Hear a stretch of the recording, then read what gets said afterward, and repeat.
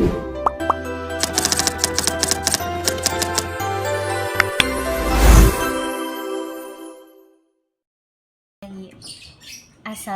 warahmatullahi wabarakatuh.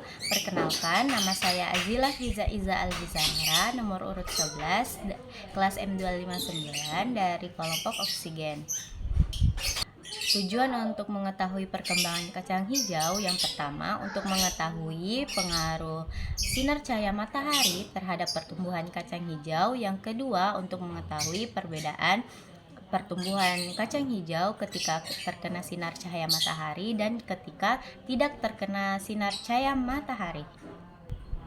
Adapun alat dan bahan yang dibutuhkan, yang pertama yaitu gelas plastik 4 buah, yang kedua kapas secukupnya, yang ketiga plastik hitam 2 buah, dan yang terakhir atau yang keempat yaitu label nama sebanyak 4 lembar. Adapun bahan yang dibutuhkan, yang pertama yaitu biji kacang hijau sebanyak 20 biji, dan yang kedua yaitu air secukupnya. Langkah pertama yaitu siapkan alat dan bahan yang dibutuhkan. Langkah yang kedua yaitu langkah awal dengan merendam 20 biji kacang hijau selama 24 jam.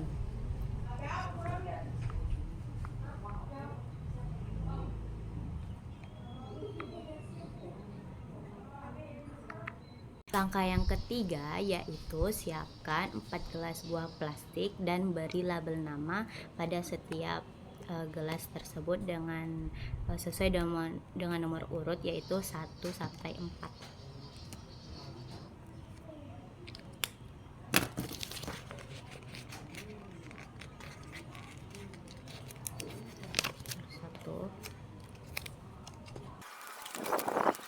Selanjutnya yaitu mengisi gelas plastik tersebut dengan kapas kering.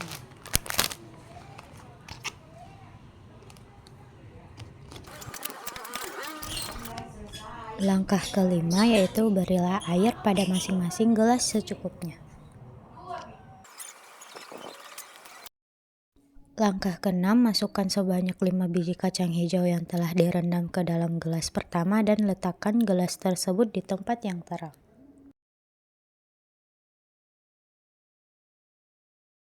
Langkah ketujuh, masukkan sebanyak 5 biji kacang hijau yang telah direndam ke dalam gelas kedua dan letakkan gelas tersebut di tempat yang gelap.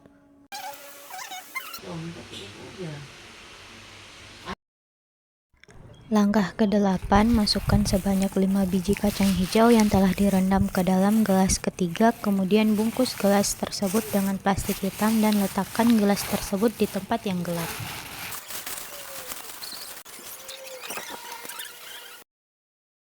Langkah ke-9, masukkan sebanyak 5 biji kacang hijau yang telah direndam ke dalam gelas keempat, kemudian bungkus gelas tersebut dengan plastik hitam dan letakkan gelas tersebut di tempat yang terang.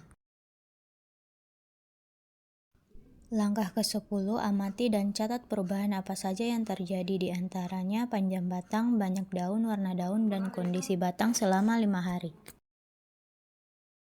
Ini adalah kondisi kacang hijau pada hari pertama.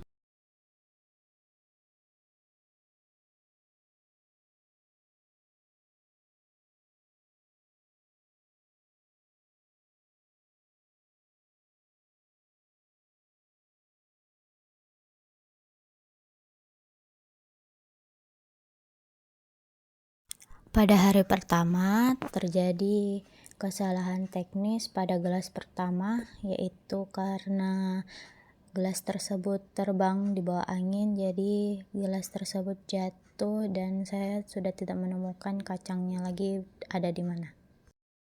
Untungnya gelas keempat itu masih aman. Ini kondisi kacang hijau pada hari kedua.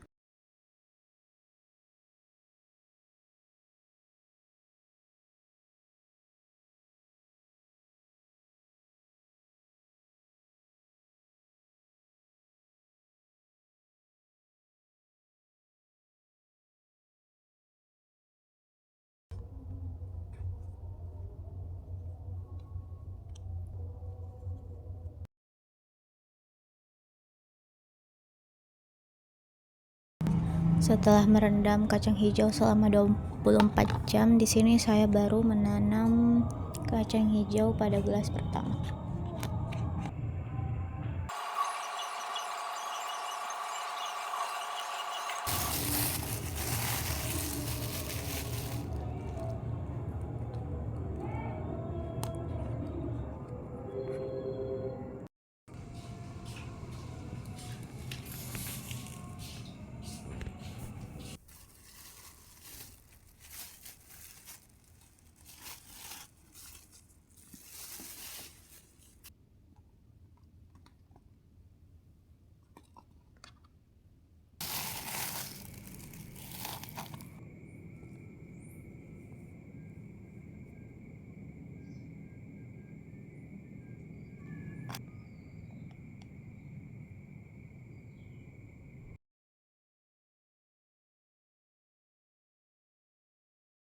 Jadi kesimpulannya, pada pertumbuhan kacang hijau yang saya amati, ini sangat berkaitan erat dengan hormon yang bernama auksin dan proses yang disebut etiolasi.